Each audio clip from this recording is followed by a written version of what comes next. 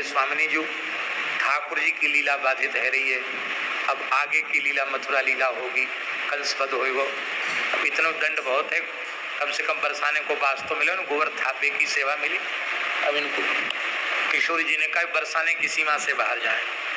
जैसी सीमा के बाहर गए अपने अपने रूप भगे महाराज, मरते मर गए कंस पर बरसाने माऊ मोड़ो नहीं। बोलो वृंदावन बिहारी, बोलो ये कथा कभी सुनी है? हमसे ही सुनी। वाह, इतनी बढ़िया महाराज। तो ये किशोरी जी किसी को मारती नहीं है, तो किशोरी जी तो असुरों को भी, कंस को भी गौ सेवा में लगा देती है, गोबर थापने में लगा देती है।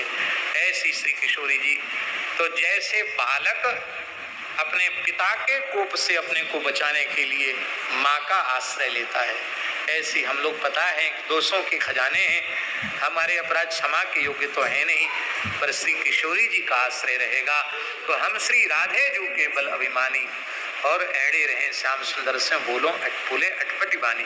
अपने बल से नहीं, हम श्री राधे जू के हमारे माई श्यामा जू को।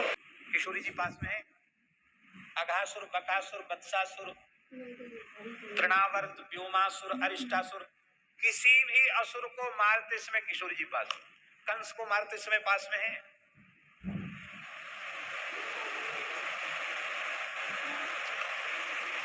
एक कथा सुनाए, एकदम नई कथा है तो पुरानी पर आप लोगों को शायद नहीं लगे।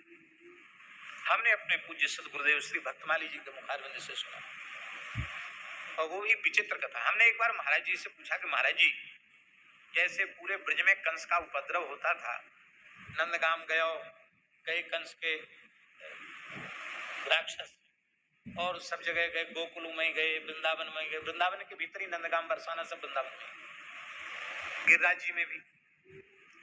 बरसाने में कोई राक्षस गया ऐसा क्यों नहीं आता चलते?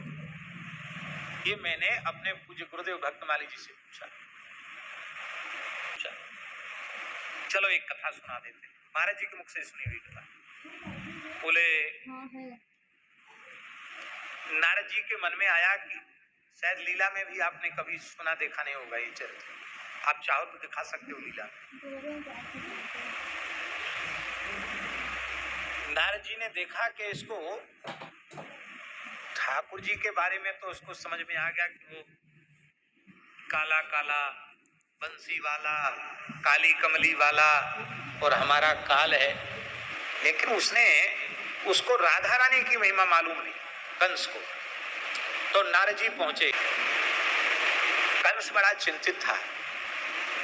नारद जी ने कहा कहो भोजराज कंस, देवता आपके भय के मारे लांग अपनी खोल देते हैं, मुक्त कच्छ होके भागते हैं, महाराज महाराज बचाओ बचाओ बचाओ।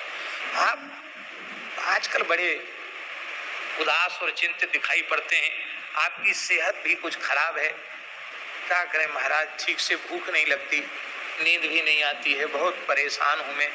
अब गुरु सन कपट मित्र सन चोरी, गुरु जी से कैसे छुपाव करें, अब बात क्या है? अरे बोले महाराज कुछ मत पूछो, आपने ही बताया था कि वो देवकी का 7वां बलदेव और 8वां कृष्ण वो चोरी छुपे वहां पहुंचा दिए गए, देवताओं का सहयोग था।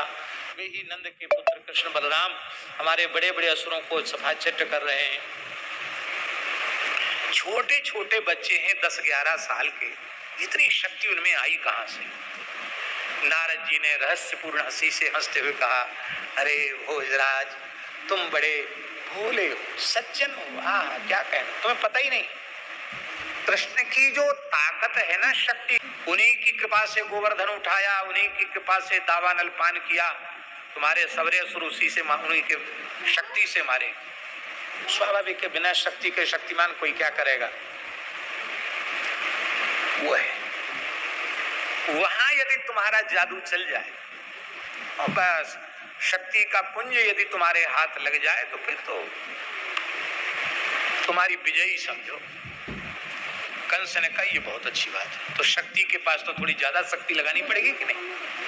उसने बचे खुचे जितने राक्षस थे उनको कहा भाई देखो अब वहां बरसाने में जा करके वृषभानु को, कीर्ति को, जितने उनके भैया बंद हैं सबको, और जितनी वहां, किसी को जिंदा नहीं छोड़ना। एक लालिए भाई तो बिल्कुल नहीं छोड़ना। अच्छा,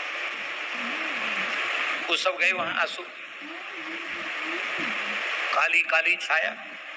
किशोरी जी उस समय गौहर वन में सखियों के साथ खेलने आई, छोटी सी लाली।